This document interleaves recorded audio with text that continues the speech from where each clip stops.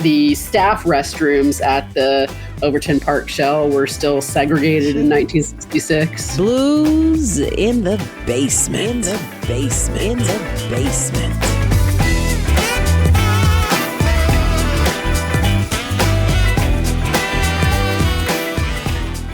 And welcome to Blues in the Basement. I'm your girl, Cookie B, with my girl, my Joy. Go on, Joy, say hello to the people. Hello to the people. Oh, she's girl, pulling me from behind the you know camera. what? You so keep getting better and better with every show, right? I don't know where you're getting all. You're just like a magician. What? Right? Oh, yeah. I don't know what you're talking. Oh, you know. So today, guys, this is special. We have a special guest. The Blues Society. Yes, it's Dr. Augusta Palmer. She said we can call her Augusta. Hello. We don't have to doctor her. Hello, and she Cookie is and Joy. Sorry to Hello. interrupt. No, you're good. She's the producer of the Blues Society, which was set here in our hometown of Memphis, M-Town? or centered rather, Centered around Memphis. the M-Town, area. the one town, The one town. the funky town, The funky town. yes, all of those things, all the things. Blue City. Blue City, and the film is going to screen at Indie Memphis Film Festival, which will have passed by the time this show airs, but it's worth a shout out to Indie Memphis. Thanks to the folks at Indie Memphis for sending Augusta our way. Yay. Because we love to talk about blues, but also it's pretty cool to talk about blues in the movies. Hello. So we are moving on up. Moving on up. From the dirt floors and the cafes to the big screen. To the penthouse and the big screen. Yes, indeedy. So we just have a few questions. Before we get into the music, we want to just talk about, ask a few questions of you and talk about the film itself. Yes. If that's okay. Wonderful. And Wonderful. Miss Cookie's going to kick it off. Well, we'll kick it off. We're going to jump right into it, Augusta. So, what made you center the film around the Memphis Country Blues Festival? Well, I guess it's partially because of a very personal connection, because both of my parents were involved as organizers of the festival. And so that brought me into it. Wow. That's how I heard about it. First heard that there was some footage that had been in a basement for almost 50 years, kind of a Summer of Soul type story.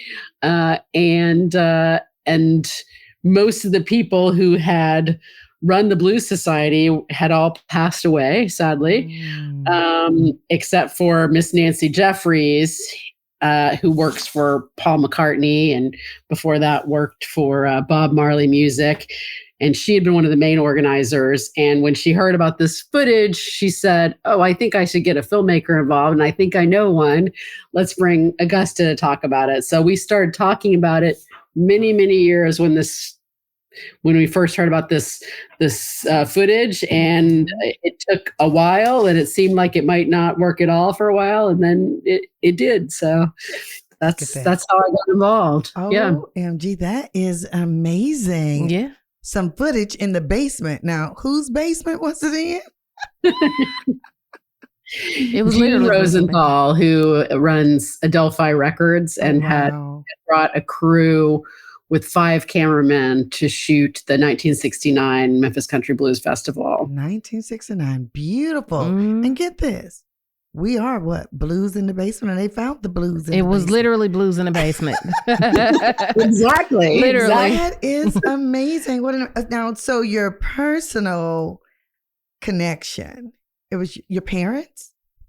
Both my parents were organizers. My dad was a very central organizer. My mom drew some pictures for the program and took tickets for hours. And, you can hear both of them in the film. Oh. So even though my dad passed away decades ago, so he's voiced by Eric Roberts, who did a great job with that. So that was beautiful. Fun. Well, we saw the trailer and it was really, really good. It was. Oh my goodness. It was. And it is similar to Watt Stack. Right. Yes. Watt Stacks, which I love. Yes. So something very important when she said 1969. Okay, we got to set the stage for this. Yes. Because a lot was going on here in 1969. So this is after Dr. King and the Klan had rallied days before this festival. That was in 1966 when the festival started. That was in 66. Okay. And the Klan had rallied in the park in 66. The city of Memphis, to be fair, did not like that. And they changed regulations and would not allow the Klan to be in public parks after that. So I got in some good words for city government there, because I think that was a wise decision. But it certainly tells you don't need to be told, but it tells you what the atmosphere is like. The restrooms, the staff restrooms at the Overton Park Shell were still segregated in 1966. Well, that was before some people in this room were born. I was here. What? I was born in 65. I was born in 69, so. Yes, I saw you were in the little time. You were at the festival. I saw that. I read that. I thought that was so cute. Oh, my goodness. Well, we know fear or defiance, the face of ignorance, was running amok at that time. And for them to go on with this festival, that was such a beautiful thing. Because music is what? Universal. And it always, it but is. now, country blues. It said Memphis country blues, right? Did I get that right? Yeah. Yeah, you got it right. Okay. So that was encompassing, I guess, the Delta blues and. Yeah, sure. North Mississippi and people from the South too. Yeah. Come on, tell us. Come on, doctor, let us Yeah, know. so, it's encompassing people like Gus Cannon, who wrote Walk Right In, and had a jug band on Beale Street. Played the banjo as his main instrument. So that's one side of country blues. Also people like Booker T. Washington White, who spent some time in Parchman Prison, and got to be in a band there though, and then kind of played his way out. Oh, wow. So that's impressive. It is. And people like Nathan Beauregard. A lot of these people actually played, and Fred McDowell, of course, legendary Mississippi Fred McDowell. So a lot of these people actually played on electric instruments, but the sound was still considered a little bit more country than, say, like the Chicago super urban. Right. Like somebody like Muddy Waters, although he came from the country too. Yes, he did. He did. You know what? And then one of the things that I noticed that the subtext that's running throughout this documentary is legacy. Not just yours. For people that don't know, your father was a music critic. Is that correct?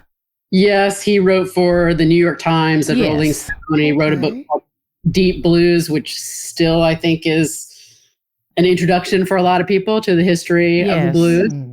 So Robert Palmer, not Addicted to Love, but the other Robert Palmer. Oh, I know that one. I mean, it's got a little, in fairness, Addicted to Love has a little twang to it, but different Robert Palmer. Oh, yeah. But the name all the same. But there's, Luther and Cody Dickinson and Steve Selva. Shout out to Steve. What's up, Steve? I went to Central with Steve. Shout out to Steve. Yes, I feel like I didn't know anything about him. I was like, his dad was a musician. I knew he was. But shout out to Steve. Sid Selvage was a musician and an anthropologist, studied music, taught at Rhodes College. No clue. I feel like I've known him all my life and not known him. Beautiful. Like literally since I was probably 12 or something. But okay. But still. Okay.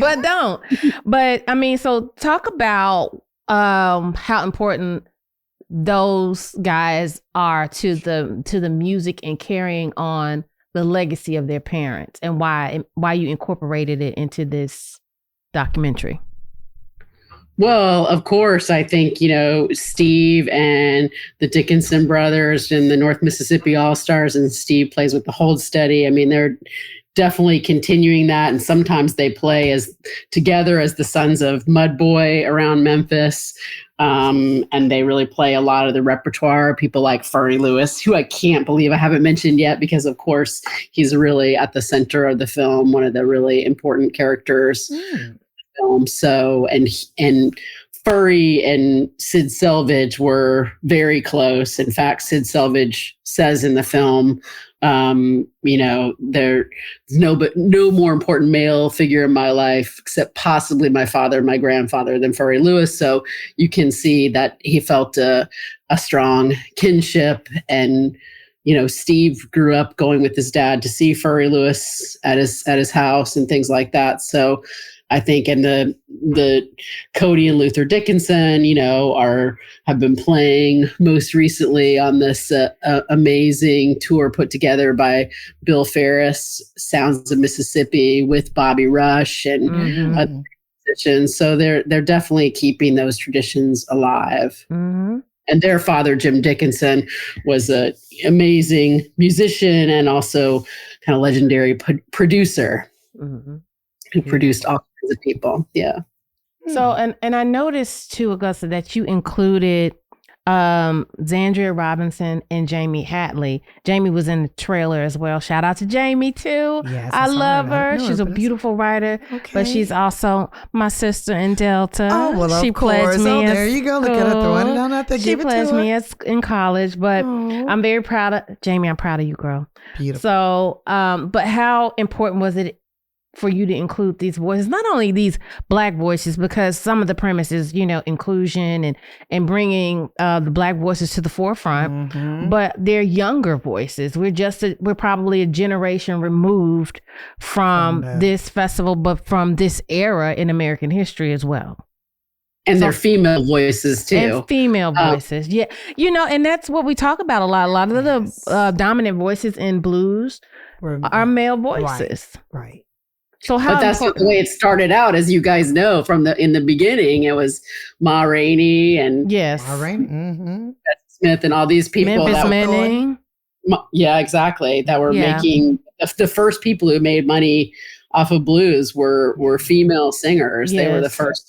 Geeshie Wiley, all those people were the first big stars, and then, I think it's a little bit like the film industry was the same way. There were more female directors in the silent era than there are today. So with things like the Wild West, they let the women in. And then when it starts to make money, they're like, Hold on. Yep. Pause.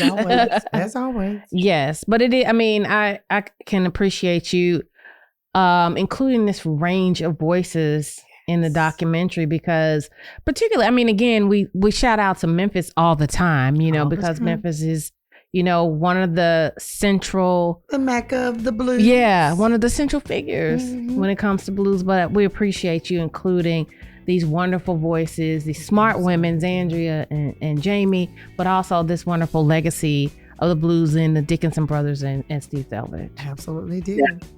So, and Jamie was both Jamie and Zandria were very important to the film and to framing my ways of thinking about the story.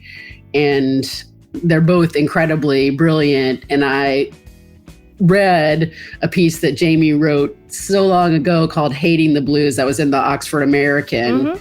And that despite the title about hate was sort of like her journey of coming to love the blues. Starting out feeling like attest to that. Yeah. But I think if we want to pull that thread just a little bit, I think there's just a bit of a dissonance for our generation when it comes to the blues, because it felt old timey. It felt like slave music probably to some of us, and there was a disconnect and a dissonance. If it wasn't B.B. King, the ones that you knew, we knew those, but some of them, you're like, I've never heard of them. So, bridging that gap. This is so important. Yeah, this is very important, what you're doing, and I can't wait to see the film. So can we talk a little bit about the music? We can take a break and talk a little bit about some of the music that's in the film. Yes. And we can come right back. We'll be right with back. Dr. Augusta Palmer. She is the director of the wonderful film, the docu-film, The Blues Society. We'll be right back with more Blues in the Basement, empowered by Kidzukian. Blues in the Basement.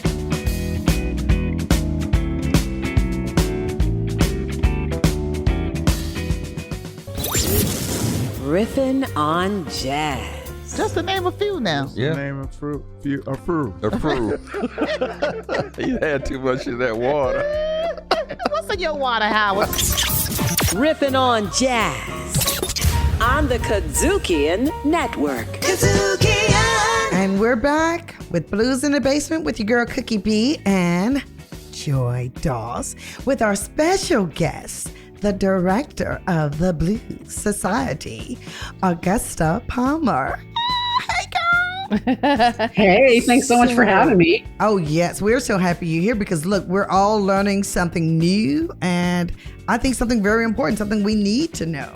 We need to embrace this because this is what our people need. Well, it's at the root of a lot of our music. Yes, it is. Yes, so, it is. a lot of the music has blues roots. So you got to respect your roots. Gotta respect the roots. I like that, Joe. Respect Put your that on a roots. t-shirt. Well, we're Respect country. your We're in roots. Memphis. Yeah, Respect your roots. Oh, your roots. Your roots. So, since we've talked about a little bit about the film, let's listen to some of the music that's involved in this great documentary. What we got first? Ooh, this is a blues for real. Devil Got My Woman. All right, come on, let's see what Skip James has. Let's got listen. your woman. Let's have a listen, and Dr. Palmer's gonna let us know what's up. Oh, let us be the devil to be that woman, man.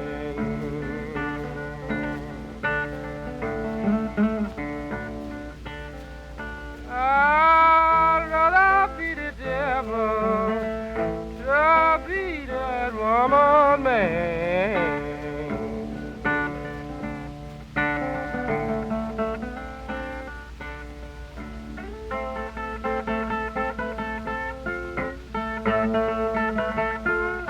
Oh, nothing but the devil changed my baby's mind.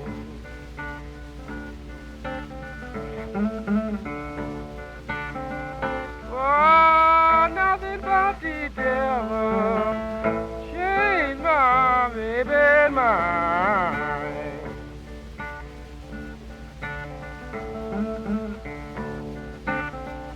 I laid down last night, laid down last night, I laid down last night, tried to take my legs.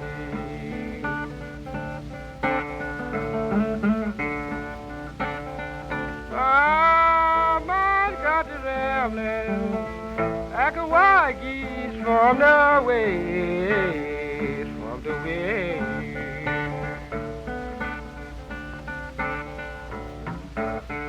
Yeah, woman I love, woman that I love, the woman I love, so tough for my best friend.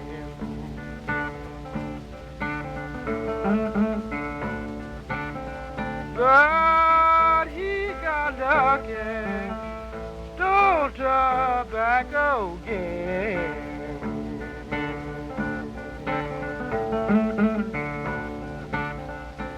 And he got lucky, stole tobacco again.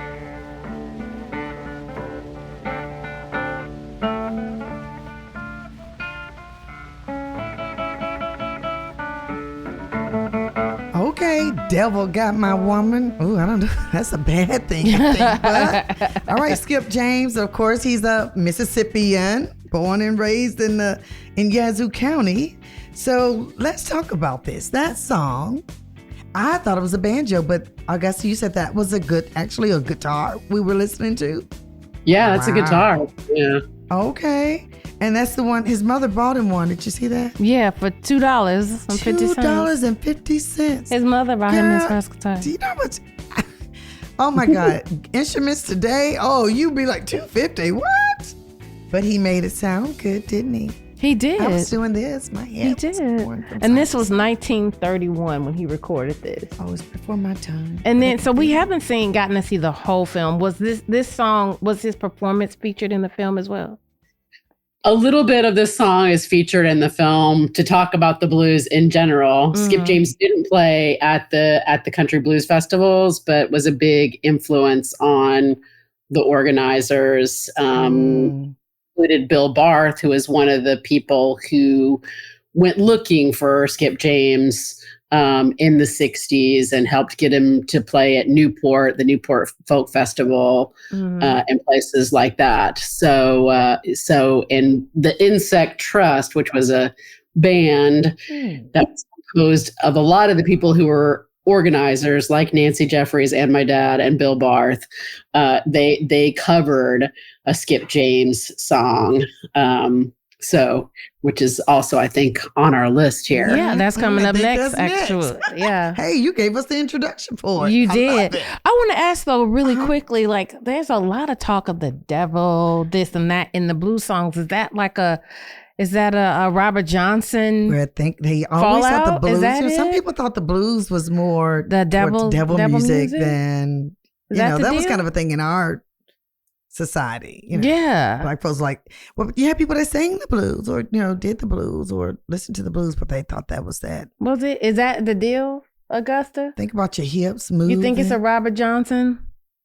Well, I think that's part of what made it so well known, that devilish part of it, because that was something that people like the Rolling Stones and all those 60s rock bands that got so into Robert Johnson, they really picked up on that Crossroads story and all those kinds of things. I mean, I think there's interesting stuff there and interesting history, because if you look at some like West African traditions, there are these ideas of crossroads there. Legba. And the devil is more like Legba, more like a trickster figure. Yeah. Yeah. Exactly. The god of I think he's the god evil, of the crossroads. So, yeah. Okay, so let's get into this next one. What you think, Joy? Special Rider Blues, Insect Trust. So as Augusta alluded to, this is a pickup of Skip James. We're just kind of following up with Insect Trust, who was very inspired by Skip James. Let's listen to the music. Special Rider Blues, Insect Trust. Hurry, sundown, and see what tomorrow brings. Sundown and see what tomorrow brings. It may bring my man, may bring most anything. God knows, special rider here. God no, special rider here. Got nobody loving and feel my care.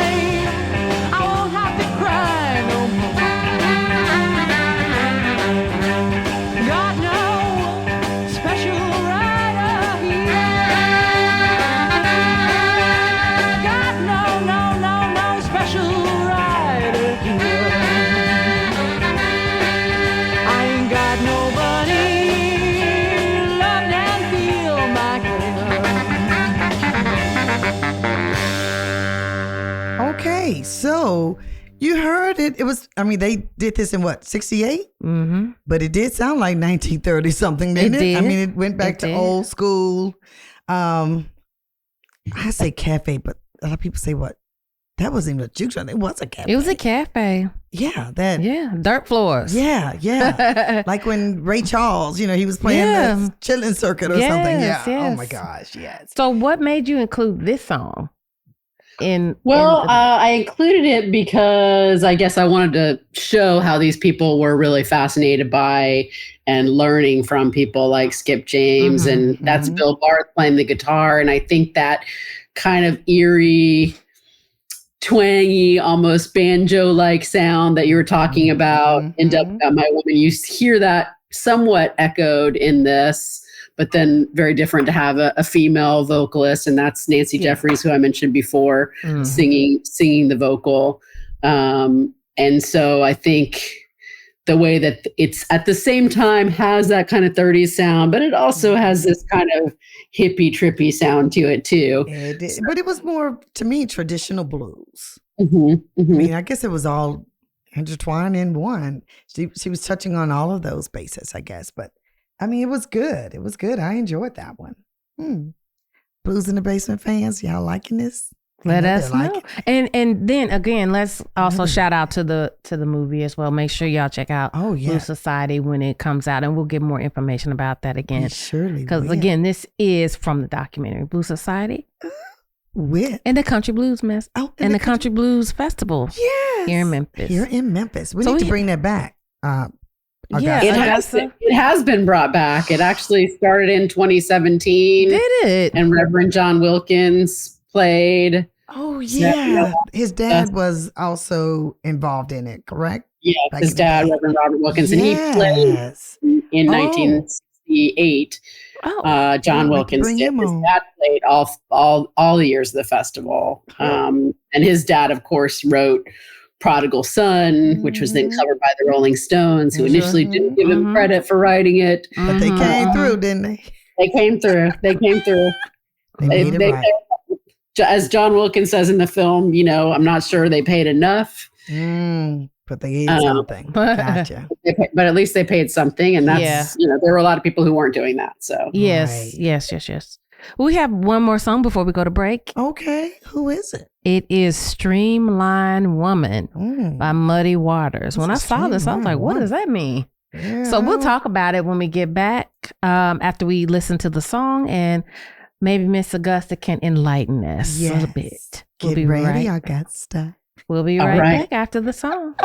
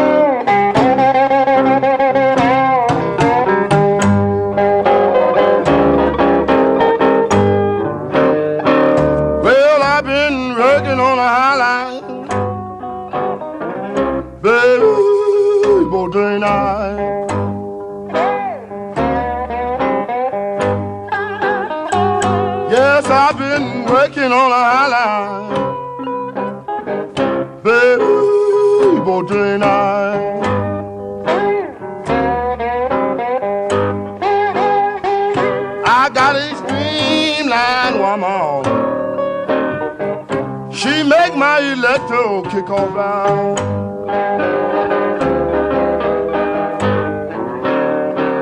Well, now, if you want to be my little girl, you said you really want to be in the mood. Use my meter so and driver. Wear your blues. Child, I've been working on the hotline.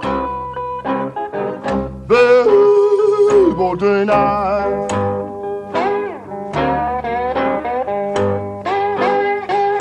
I got a streamline woman. She make my electro kick off right. What kind of woman is that, Crawford? All right, man.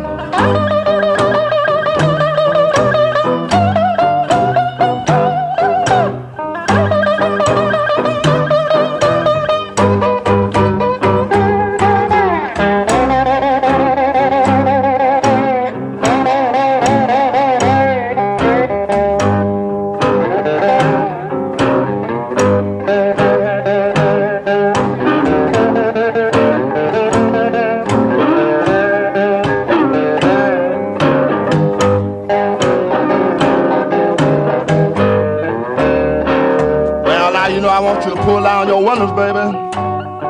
Pull down your window blinds. So your next door neighbor little girl won't hear that old Philadelphia wine. Child, I've been working on our line. Baby, all day night.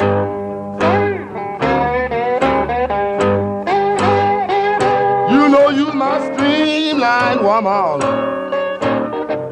You make my electro kick off right. And that was Muddy Waters with Streamline Woman. Okay. That harmonica was hidden.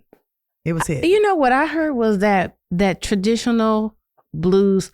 I mean, he came in so strong, but also that traditional blues chord progression. Don't mind me because I'm not musical. Okay, come on. Yes, you are. You're trying to tell you got a little talent there. Go ahead. You know, that kind of progression. That's what I picked up on first. Well, he probably got it from church. He's from Clarksville, Mississippi. He got it, so, definitely got it from yeah, church. that came from the church. 100%. So Augusta. Well, there's a little yodeling in there that's, almost comes from like country music, or there's a lot of conversation going back and forth. People think these forms are separated, but they all have the same roots. Somehow, I love it. Tell us about this song and song choice. So this song is not in the film at all, but I wanted to choose it because I remember it being one of the first blues songs my dad sent me on a mixtape when I belatedly, I mean, probably from his point of view, got interested in the blues, which was when I was living in Chicago. Okay. And I was just about 20, I guess. Yeah.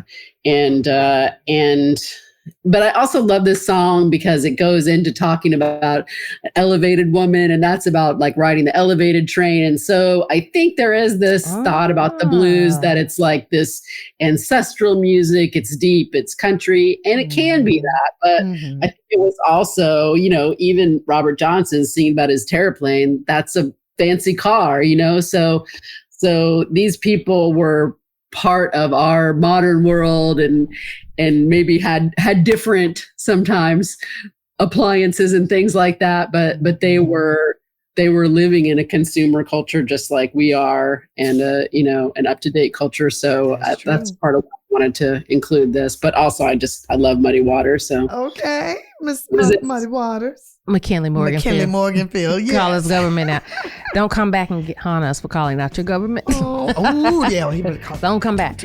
But we're gonna take a quick break, and we'll be back with more with Dr. Augusta Palmer, who is again the director of the lovely documentary The Blues Society.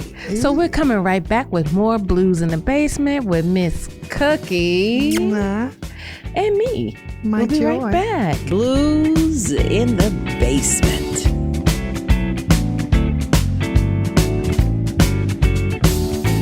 R&R on Sports. I was trying out with the Portland Trail Blazers. Thought I made the team. 2:00 in the morning, I get a phone call in my hotel, so I know that's not good. So I've been not at 2:00 in the morning, man. And, he was cool about it. I mean, obviously they liked me and wanted to keep me, but tell me what flight I'm on so I can get back home. Good. I can get out of here. So I can get out of here. It's R&R on Sports. And we're back with Blues in the Basement. I'm gonna be Jared. Blues in the Basement. Jared, we miss you. What's up, JP? So you got your girl Cookie and Joy and our special guest, Miss Augusta Palmer. Doctor Augusta Palmer. She's a That's doctor. Right. You know what? You worked out. Yeah, I beg we're your gonna give her pardon. that. Yes, you're right. I beg your pardon. So this has been so good, but we still got more, right? Mm-hmm. Now these songs. Okay, I like this one. Junior Wells. Let's listen to Junior Wells and Good Morning, Little Schoolgirl. Now, I had to get past the title a little bit. It was like, did you listen to it? That didn't play well in 2023. Oh, let's go. Yeah, what is this? It's the truth. Hey, it's the blues. Yikes. Hey, put it out there. So we're gonna listen to Good Morning, Little Schoolgirl, and come right back with those little skirts. We'll be right back.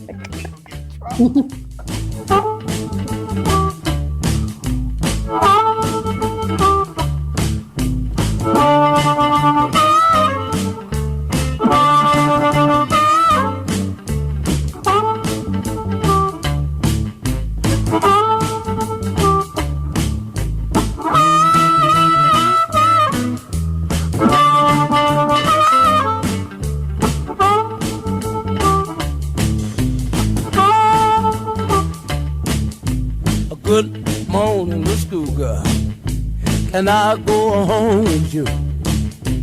Tell your mother and your papa I'm a little schoolboy too. Baby, I love you this morning. I can't help myself. Come on now, pretty baby. I don't need nobody else. Good morning, little schoolgirl. Hey, hey, hey, hey. Ooh, wee. I'm gonna leave you, baby, about the break of day. On the kind of the way you treat me, I got to stay away. Good morning, little schoolgirl. Can I go home with you? Tell your mother and your father that I'm a schoolboy too. Come on now, pretty baby. Baby, come on home. Ooh, ooh, ooh, wee.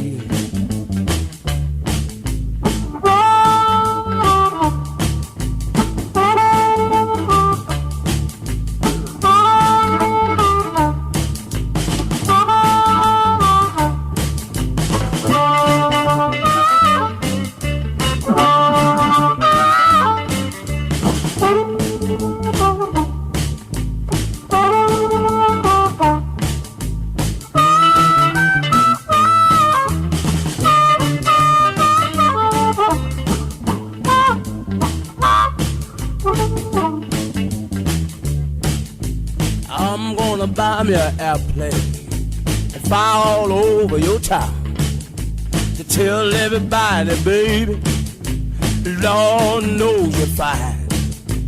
I can't stand it, baby. I just can't help myself. You're so young and pretty. You love somebody else. Good morning, little schoolgirl. Oh, can I go home with you? Come on, baby. Can I go home? Good morning, little schoolgirl. Can I go home? Good morning, little schoolgirl. Can I go home? Good morning, little schoolgirl. Can I go home? Good morning, little schoolgirl. Can I go home? Good morning, little schoolgirl.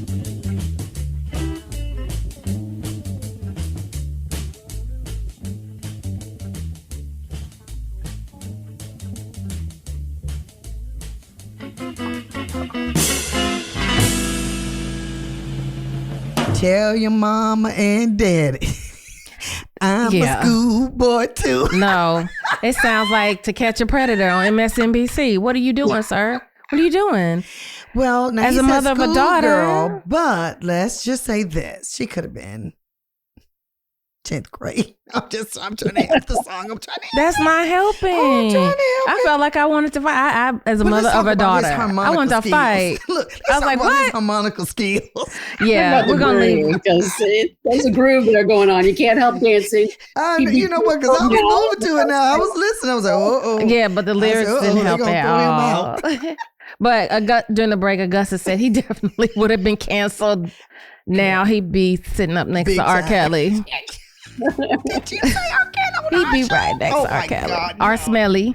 Well, but the harmonica skills are there. We're going to give him to West Memphis. They didn't know if he was born in Memphis or West Memphis. Yeah, we're going to say West Memphis. We're going to say West Memphis. We're going to go I with like that. Cross the river. Yes. Yes. But interesting. Tell your mom I'm going to send you back to Arkansas. Arkansas. But I like the fact. So he replaced Little Walter in Muddy. Wait a minute. In Muddy Waters Band.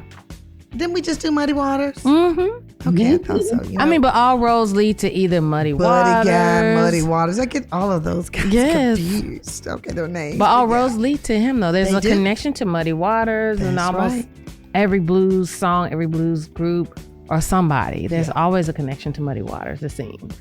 Well, good thing it worked out him stealing that harmonica when he was young. He did. Also $2. Yeah. $2 is a running thing. That's it. $2, but he only had $1.50. The judge paid the other 50 cents. He gave him another 50 cents.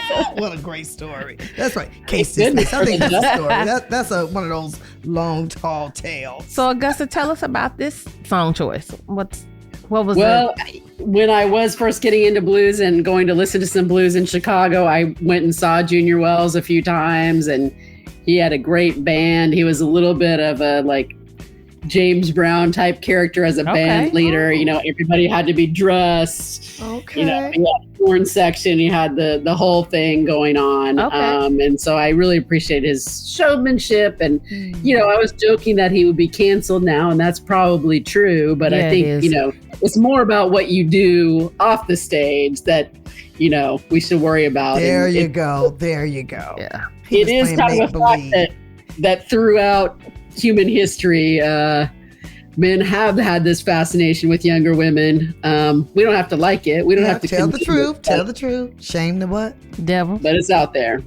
It is out there. You know, even James Brown said it's nothing without a woman or a girl. I was like, what? What? You hear this as you get older. You're like, wait a minute. Oh, yeah. Pause. All those songs that we were dancing and you go, whoa. Life is nothing without a woman or a girl. Sir, no. Well, no, you may be right. But the music is wonderful. We're going to focus on that. We'll leave the other one for Funky Politics or some such. Yes. We'll have that discussion later. They won't touch it either. So, but we have another one, a classic, R.L. Burnside, which, you know, he's connected to, he's a Memphis favorite too. I don't think he's from Memphis in memory serves, but he's a Memphis favorite. And this record, my dad actually produced this record, and Fat Possum Records, which put out this record, you know, that my dad was very involved with them when they first started out. We talked a lot about Fat Possum Records in an earlier show with Craig Brewer. Whoa. Yep. R.L. Burnside, Going Down South. We're going to listen to this, and Miss Augusta will be back to enlighten us a bit more. We'll be right back. Going where you be, I'm going where you be, I'm going where you be, I'm going where you be, I'm going where you be, I don't care where you go.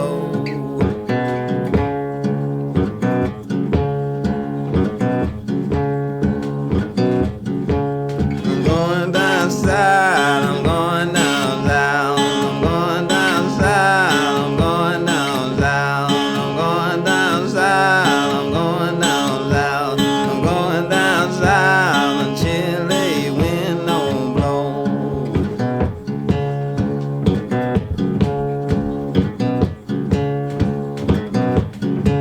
I'd rather be thin, I'd rather be dead, I'd rather be dead, I'd rather be dead, I'd rather be dead, I 6 feet in the ground.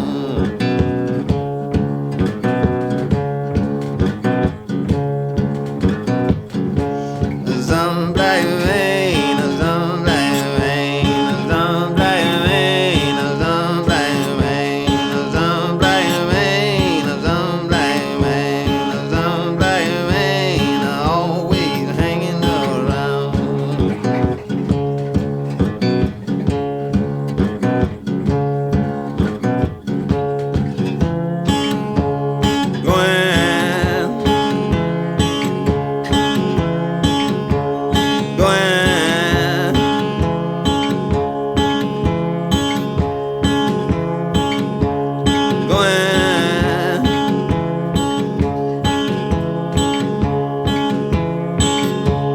Don't care where you go.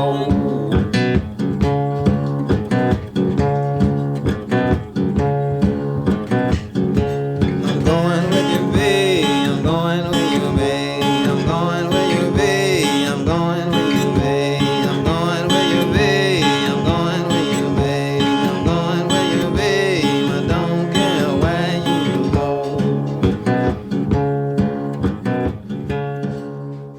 Okay, that was R.L. Burnside. Going Down South. There's apparently a lot of versions of this, but I want to point out, speaking of legacy, Cedric Burnside, who we talked about before, is his son, and he is carrying on the blues tradition Legacy, yeah. Okay. Is that why you chose this song as well, Augusta? Because of the legacy, the connection? I think there's that great legacy connection. And I think actually people were recording RL in the 60s, but he didn't really hit as big as some of these other guys that are in my film and were in the big part of the blues revival. And then so he didn't really hit, I think, until the 90s in a way with these Fat Possum records. And then Cedric, of course, learned from his dad, and also I believe worked with Junior Kimbrough too. And so kind of the inheritor of two traditions. So I like that it's keeping on. And I love that North Mississippi sound, which is really, really unique, has that kind of droney, it's a little bit slower, but it's still got a real driving beat to it. These guys love the ladies too. I mean, there's everything's like kind of pining over a woman, or chasing a woman, or sad about it or something. It's definitely. I love it. I mean, he had. Let me see. In my notes, he had 35 grandchildren and 32 great grandchildren. It doesn't say how many children I thought about he that has, too. but it sounds like he might have had a lot of children as well. That's a lot of children. Maybe. It's a lot of people. He's, contributing to the population here. And he did die. I mean, the connection was he was living in Memphis. And yeah, he passed away here as well in Memphis. But RL, do you know what RL stands for, Augusta? Sometimes I've heard people say it's Rural Burnside is actually like his name, but another reason I wanted to include him is that Kenny Brown, blues player, Kenny Brown, guitar player, also played with him. And Kenny Brown appears for a few minutes in my film, talking about his learning from Joe Calicott, who was his original teacher, who was also a great country blues player. Really beautiful, beautiful stuff. So, I think there's just a lot of legacy going on. Tell us, what else should we know about the film before Miss Cookie closes us out? What else should we know about the film? When is it coming to theaters? Again, screening by the time this will happen, but by the time people hear it, where will they be able to find it? Or the website? We're still looking for distribution. Maybe we'll have it by the time you guys air. I don't know. I don't know when it's coming to a theater or a streaming screen near you. But there's been some interest in the film. There was a write-up in Rolling Stone, which is really amazing, before the premiere even. I'm talking to you, so I think we're going to get it out there one way or another. Well, what's the website? The website is thebluessocietyfilm.com. Keep up with it. Keep up. Blues lovers, keep up with the Blues Society, because this is need to know. I like that. Need to know Blues Society. Ooh. Yes, Miss Cookie, you want to close us out? Take us on home. Well, let's go home. And it's been a beautiful thing having you with us today, Dr. Augusta Palmer. And of Thanks course, so much. My joy. Always good being with you. So, hey, we're going to go out sitting on top of the world. Perfect way to do that. The Wondering. Yes. And you have been listening to Blues in the Basement. Okay. Blues. I can do it. Blues in the Basement. Keep listening. We love you guys. Blues in the Basement. Directed, produced, and distributed by Kadzukian.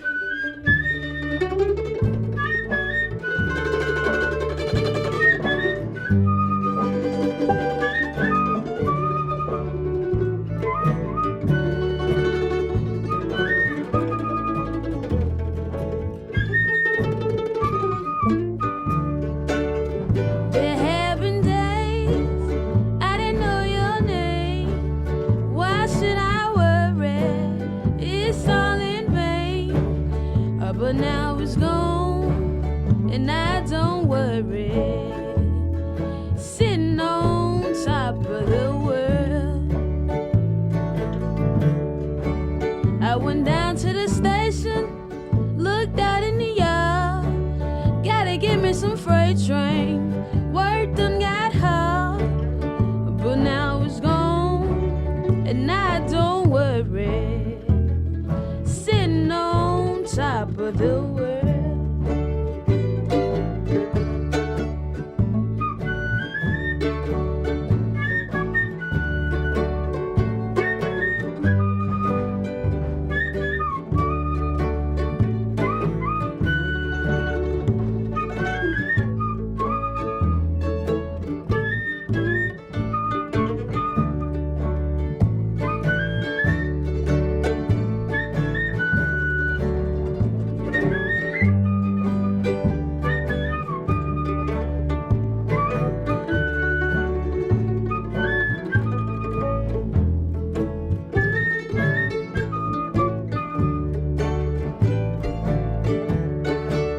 Had to work out of summer, had to work out of fall.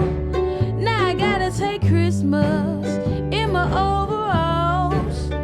But now it's gone, and I don't worry. I'm sitting on top of the world.